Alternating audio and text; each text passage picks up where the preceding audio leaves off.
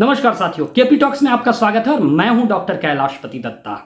साथियों, आज बात करेंगे भगवान श्री कृष्ण की। हाँ, चाहे आप उन्हें वंशीधर कह लें या मदन मोहन, चाहे आप उन्हें यशोदा नंदन कह लें या करुणा सिंधु, चाहे आप उन्हें ब्रज के गोपाल कह लें या नारायण, भगवान श्री कृष्ण का जीवन ज्ञान का अनंत भंडार है। और आज मैं उसी ज्ञान के अनंत भंडार से वो 5 बड़ी बातें लेकर आया हूं जिससे हम बहुत कुछ सीख सकते हैं। तो आइए सुनते हैं भगवान श्री कृष्ण के जीवन से वो 5 ग्रेट लर्निंग्स।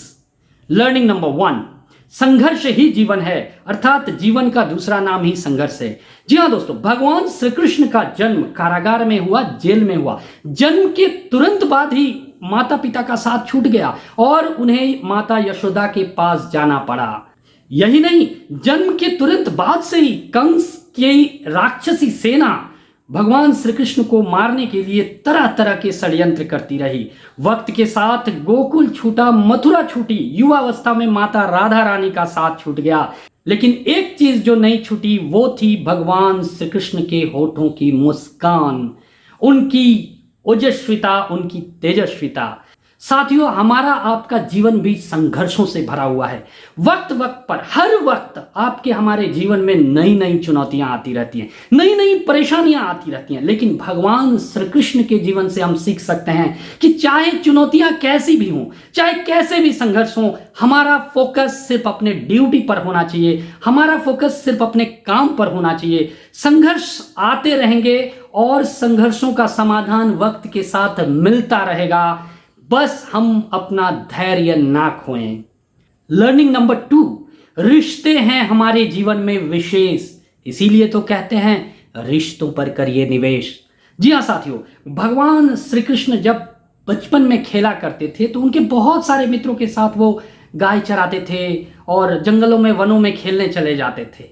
लेकिन जब भगवान श्री कृष्ण राजा बन गए तो वो द्वारकाधीश हो गए और उनका एक बहुत ही प्रिय मित्र सुदामा वो दरिद्र ही रह गया। भगवान राजा बनने के बाद भी भगवान में कोई ईगो नहीं आया, कोई अहंकार नहीं आया, और जब वर्षों बाद वो सुदामा से मिले तो सुदामा वही दरिद्र रह गया था। लेकिन जब वो सुदामा से मिले तो सुदामा को कभी यह एहसास ही नहीं हुआ कि वो किसी राजा से मिल रहा है। सुदामा को यही लगा कि वो आज भी जो ब्रज के गोपाल थे, जो गाय चराने जाते थे, खेला करते थे, उसी बचपन के मित्र से मिल रहे हैं, क्योंकि भगवान श्री कृष्ण को कभी अहंकार नहीं हुआ। भगवान श्री कृष्ण ने रिश्तों की बड़ी परवाह की, उन्हें, उनके लिए रिश्ते बड़े मायने रखते थे। भगवान श्री कृष्ण ने रिश्तों को कितनी अहमियत दी, ये बात हम अर्जुन के साथ उनके संबंधों से भी जान सकते हैं।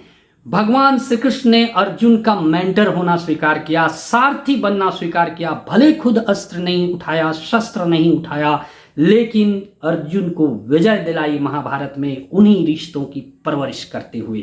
इसीलिए हम भी भगवान श्री कृष्ण के जीवन से ये सीख सकते हैं कि हमें अपने रिश्तों पर निवेश करना चाहिए। जब मैं कहता हूं निवेश करना चाहिए तो आप क्या निवेश करेंगे? आप रिश्तों को समय दें, रिश्तों को अहमियत दें। अगर रिश्तों को आप समय देंगे, रिश्तों को अहमियत देंगे, तो यही वो रिश्ते हैं जो आपके बुरे वक्त में आपके साथ खड़े रहेंगे। लर्निंग नंबर 3, नियति को कोई टाल नहीं सकता। भगवान श्री कृष्ण को अपनी प्रेयसी माता राधा रानी का साथ छोड़ना पड़ा। वो विष्णु के अवतार थे, वो स्वयं भगवान थे। वो चाहते तो पलक झपकते ही माता राधा रानी के साथ हो ले सकते थे। भगवान श्री कृष्ण भगवान होते हुए भी महाभारत के युद्ध को नहीं रोक पाए। अगर वो चाहते तो पलक झपकते ही महाभारत के युद्ध को रोक सकते थे, उस विभीषिका को रोक सकते थे, लेकिन भगवान श्री कृष्ण को इस पृथ्वी पर संदेश देना था, नियति को कोई टाल नहीं सकता है। अगर आप मृत्यु लोक में आए हैं तो आपको इस नियति को, इस डेस्टिनी को स्वीकार करना होगा।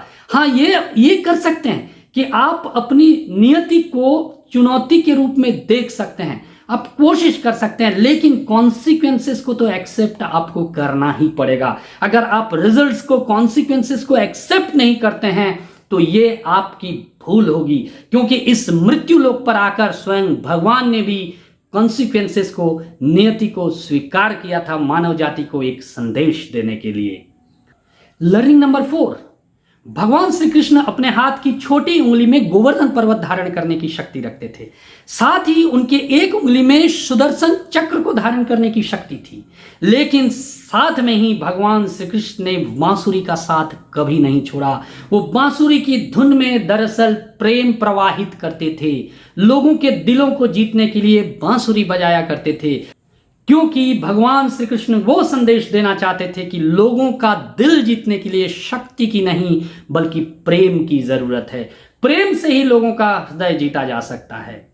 लर्निंग नंबर 5, भगवान श्री कृष्ण के जीवन में अहंकार नहीं था। ना वो खुद इगोइस्टिक थे, ना उन्हें किसी का अहंकार पसंद था। भगवान श्री कृष्ण एक बार आराम कर रहे थे, तभी गरुड़ ने कहा, भगवान त्रेता युग में क्या हमसे भी कोई तेज उड़ने वाला था? बगल से सुदर्शन चक्र ने भी कहा, प्रभु मैंने तो आपको कितने ही युद्ध में विजय दिलवाई है, क्या मुझसे भी ताकतवर कोई रहा होगा? भगवान समझ गए कि दोनों को अहंकार हो गया है। भगवान ने गरुड़ को कहा, गरुड़ जाके हनुमान को बोल के आओ कि श्री राम उनसे मिलना चाहते हैं।